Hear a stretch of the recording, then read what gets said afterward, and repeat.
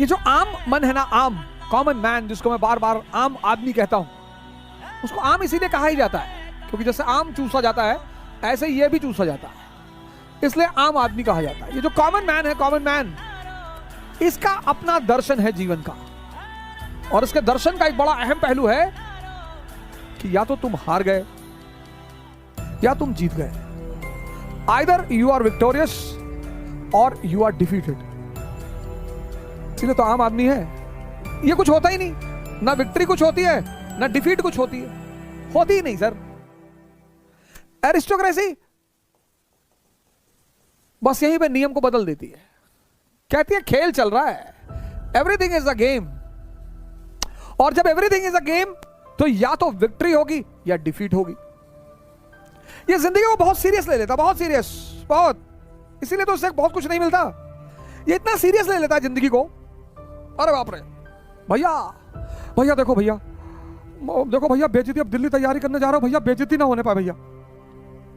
हिंदुस्तान में कोई बहुत सारे माँ बाप ऐसे हैं जिनके जो अपने बच्चों को, अब लड़का 12th कर लिया, अब उन्हें पता है कि 12th के बाद अगर ये यहां रहा शहर में तो ये बुलेट निकालेगा सुबह 7 बजे, और फिर बुलेट के आगे लिखाएगा महाकाल, और फिर चश्मा उश्मा लगा के, रेबैन ओबैन चश्मे लगा के गुड्डू पंडित की तरह शहर में घूमेगा गर्ल्स कॉलेज के टाइम पे, और मार खाएगा और बेइज्जती कराएगा। तो 12th के बाद सारे माँ बाप लड़कों को कहते थे इंजीनियरिंग के, तुम जाओ कोटा जाओ, जाओ कोटा जाओ, तैयारी करो इंजीनियरिंग, जाओ डॉक्टर बनो। अब उनको सेल पता ही नहीं क्या है, माइटोसिस मियोसिस तो बहुत दूर की बात है, उनको सेल नहीं पता, कोशिका भेज दिया कोटा में, जाके देखो क्या भीड़ लगी हुई है, तो आप भागे चले आ रहे हो, कहां जा रहे हो, और भैया इंजीनियर बनने जा रहे, भेज दिया। वहां 3-4 साल रहे, फिर 3-4 साल बाद प्राइवेट से कहते बीए भी कर ले, पापा कह रहे थे कि प्राइवेट से बीए भी कर लो, मान लो अगर नहीं हुआ तो, पापा को पता है मानना क्या है, पापा को पता है उसमें कुछ मानना वानना नहीं है। फिर वहां से 3-4 साल बाद लौट आए, पता चला नहीं हुआ, आए बोले बहुत रिजर्वेशन है और बहुत बहुत बेईमानी चल रही है, कहीं नौकरी है ही नहीं, मोदी जी सब नौकरी खा गए। पिताजी को लगा अब क्या करें, और उसी बीच पता लगा शहर में किसी शर्मा जी के बेटे का सिलेक्शन हो गया आईएएस में, और मीडिया ने एकदम न्यूज़पेपर ने फ्रंट पेज पे छापा कि फला फला शहर का बढ़ाया गौरव, और टाउन हॉल में बुला के सम्मान समारोह और ये और वो, और जाके खड़े हैं। और पिताजी को लगा कि अब बहुत सही मौका आया है, तो पिताजी भी अपने बच्चे की तरफ पलटे कि तू हमारे फैमिली का सिकंदर, तू भी हमारा नाम रोशन कर, जा दिल्ली। और फिर किताब उताब कॉपी भरा और जो है लटकाया बैग, और बाबूजी का पैर छुआ कि बाबूजी अब जा रहे हैं, अब कलेक्टर बनकर ही आएंगे,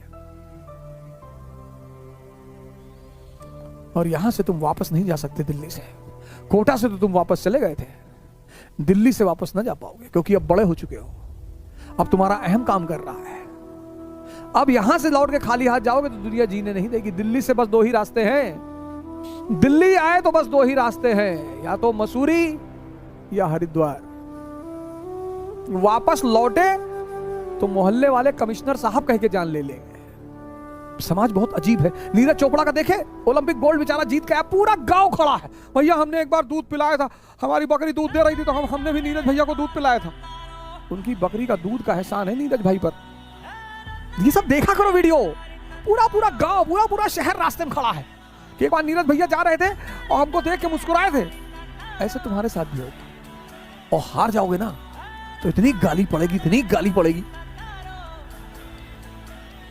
और मजा दोनों में है। और हार के जीतने का जो मजा है, क्योंकि अगर हारे तो दुनिया पता चल जाती कि है क्या। जो लोग जिंदगी में कभी नहीं हारते ना, वो जिंदगी के अंतिम समय में बहुत परेशान होते हैं, क्योंकि अंतिम समय में अगर यूटिलिटी खत्म हुई और दुनिया ने साथ छोड़ा, तब जीना बहुत मुश्किल हो जाता है। इसलिए जिंदगी में कभी कभी हारना भी बहुत जरूरी है।